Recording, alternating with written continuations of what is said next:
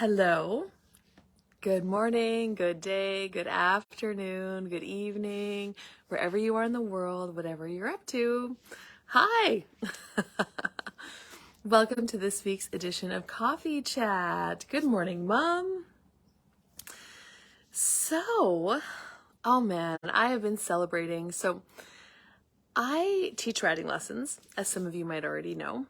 And one of my clients, she started working with me just over a year ago. I would say, I'm going to say around January 2022-ish. Hey, Robert. Good morning, Karen. Good morning, guys. Thank you so much for jumping on. I just love it when you can join me live. Anyway, hey, good morning, Ross. What I want to quickly chit chat with you guys about this morning is when you are asking for change, one of the biggest things that can get so discouraging, good morning, Nicole, is we get impatient and we don't see the results we expect we should see right away. And then we start to get discouraged and we think that nothing is changing. And then we stop the change. Good morning, Ruby. And we stop the change by judging ourselves, doubting ourselves, and then you just think you can't do it. Hey, Marilyn.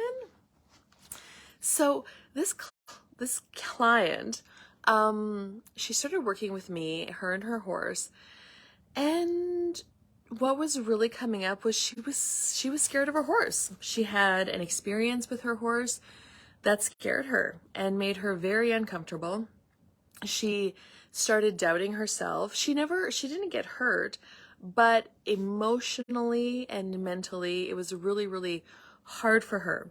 However, she loves this horse. She raised this horse from a year old, and she has a really strong attachment to him. And she started working with me to change this, to get him more trained and to get over her fear and to start riding him without feeling this overwhelming anxiety. And so we started, and it wasn't really getting anywhere for a while in the very beginning. It just felt like we were, and when you are asking for change, it feels like you're literally rolling things up a hump. So it's hard.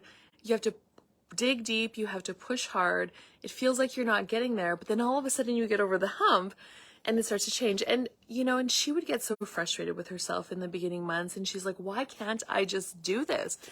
And I'm like, I'm like, patience, let's keep going.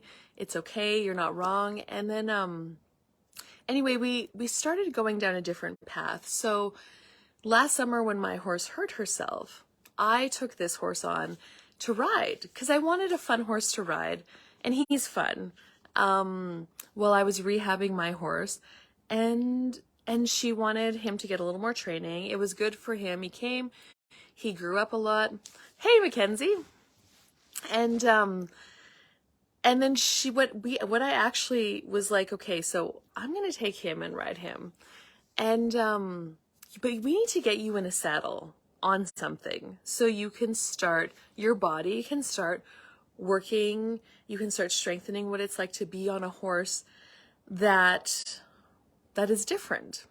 So I just happened to have a client horse at the time who was ready to go somewhere else for somebody else. And he was really just what she needed too. He was a bigger guy, but kind of like a duller horse. He wasn't so hot or sensitive, but man, he gave her a run for her money some days. Like in terms of, he never just did what you asked. He had a mind of his own, and you had to work through that. And it was really amazing to watch her ride him and how he facilitated her, because I've also rode him. And he would bring up the energy that would make her feel uncomfortable, bring up the anxiety, but he was a different horse, so she could learn how to face it and work through it for herself. And so we did that for like 6 or 7 months, I think. And then eventually she's still riding him. She loves him now. They have really created a really cool bond together. And he gave her something that she didn't think she could have again. And so now they are off to the races. They literally she does things with him like going outside and all around and walk, trot, and canter and like all of the things. And so it's funny because the other guy was at my place and I had plans of showing him this summer. But something funny ended up coming up with his feet and they were getting sore and he needed some different kind of attention. And so there was going to be no showing. So I think it was time and he just went back and she started looking after him like, well, I think it's time. You know, we had this grand plan of how she was going to start getting back in the saddle on him. But that didn't roll out. And I'm like, I think it's time for you now. Like, this is what's going on. I think we should go now. And so, gosh, maybe we've been back at lessons with him 3 times, 4 times, something like that. And it's really cool because so when she was riding this other horse, it still felt like months where nothing was really changing. Because when you're asking for change, like deep change, like change that has been with you for a long time, it doesn't feel like anything is changing, but there's like on the surface. But there is a lot of change going on beneath the surface that takes a little while to come up. And that started to come up and really cool things showed up in her life for her. She ended up getting a different job offer. Like she wasn't even looking for a new job, but all of a sudden, somebody just kind of called her up and was like, hey, you want to come work here? And it was, so it's just really cool how when you start to trust and change the energy of your life, where you are in one certain area of your life, it literally affects your whole life. And so she ended up going over to this different position and she loves it. It's so much more fun for her. I think she's getting a little more money now. I think it's still really cool. So now she's going to work in her day and having fun. And she is coming home with the horses and she's starting to have fun. Whereas I think before, her work wasn't really that engaging for her. It was kind of just, the job. And it wasn't really that fun. And the horses weren't really that fun. So the energy of her life has started to change. And she's chosen really cool different things that she probably didn't think she would choose either. And now everything is starting to that below the surface change is starting to come up. And anyway, in the lessons now, and there was we had honest conversations about if I thought that she could do this. And I'm like, well, I've seen impossible things that feel impossible change before.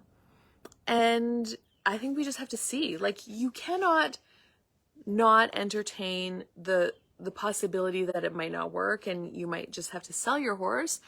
You have to be willing to go there.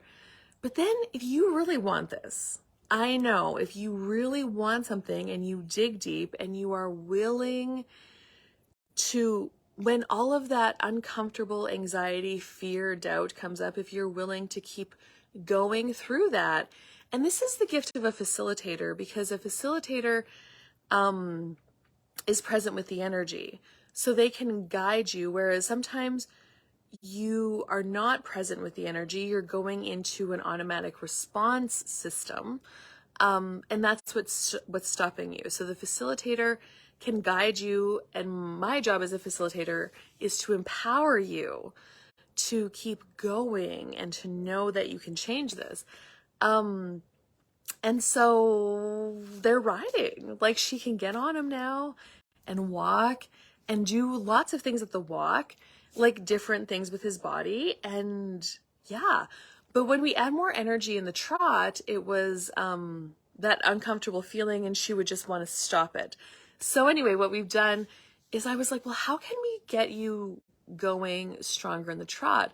I just asked that question in the lesson, and then all of a sudden it popped, put him on the lunge line. And so I asked her, I'm like, are you comfortable with me doing this? And she's like, yes. And so now the horse is also very comfortable lunging and with groundwork and with me. So he can see I kind of have this support on the lunge line, but she's doing all the work in the saddle. And it's coming. It's coming. I feel like we have gotten over that hump, and now it's showing up. And now, I mean, maybe in a year she can choose to sell this horse, but it's from a choice that is what's going to create the greatest. It's not from the energy of resistance and reaction where she can't do it, so she needs to get rid of it. Because honest to God, I truly get it.